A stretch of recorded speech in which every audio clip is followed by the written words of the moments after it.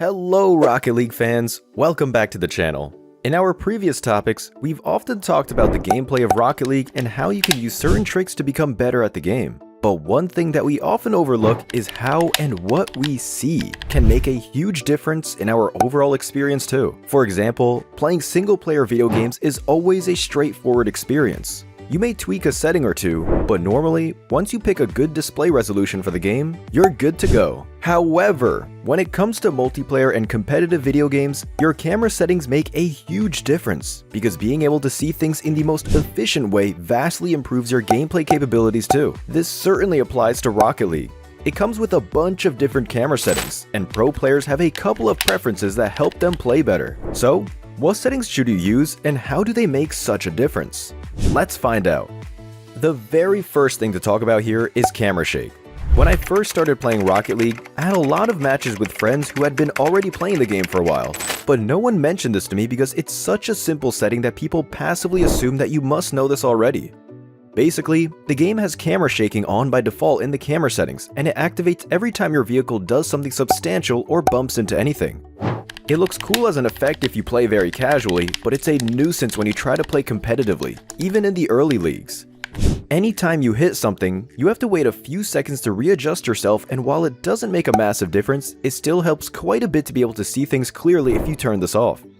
Field of view is a setting that almost every professional player tends to have at full in not only Rocket League, but most competitive multiplayer games.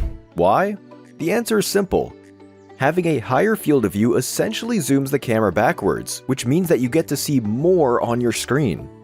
If you ever felt like you couldn't see your teammates or opponents that were well on the corners of the map, then this will be a life-changing difference for you. Everything will be visible, and you won't be surprised again. And of course, you'll be able to support your teammates better too depending on the situation. It doesn't have to be the highest possible, just what you feel is enough. But one thing to note is that it might feel weird at first to see your screen zoomed out, so give it time before you change it back. When you reach this part of the camera settings, it truly makes you realize how beautifully customizable Rocket League is.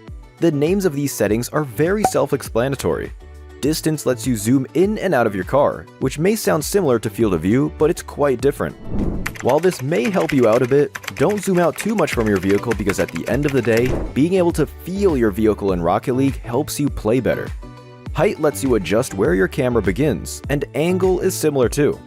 All of these things are similar but very different, and finding a good combination of them is very helpful at the end of the day. It's worth noting that you won't just find the perfect settings in one go. You should make things up and see what the most efficient setting for you is. Once you get the hang of it, you will undoubtedly notice a huge difference between how you played before and how you play now. While knowing what the pros do doesn't automatically make you better at the game, let's be honest about the fact that we all try to implement a little bit of what they do in our playstyles. As you'd expect, the pros have their specific camera settings too, which they believe helps them play the game efficiently. These settings are different for everyone, so there is no singular ideal preset.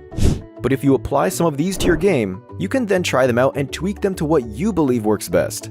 Here are 3 great examples from Justin, Monkey Moon, and apparently Jack. Last but not least, we have the stiffness setting, which basically determines how strictly the camera follows your car. If it's at 0, your car will not be the bottom focus of your camera, and if you do things like drifting, you will see the center of the screen rather than your car from a close shot. This is, of course, when the ball cam is not toggled. If your stiffness is 0, the car will be the focus in most cases, and you will feel the weight of how you drive it. It really depends on your preferences mainly, as this is not a setting that one can just recommend around. What works best for you is what you should have. Unlike games like Valorant or League of Legends where the PC is the ideal, and at times only, platform to play the game on, Rocket League is available on numerous platforms and the game plays beautifully even on consoles. But different platforms have different settings. And there are also things like PCs are played on monitors, while consoles are usually played using TVs.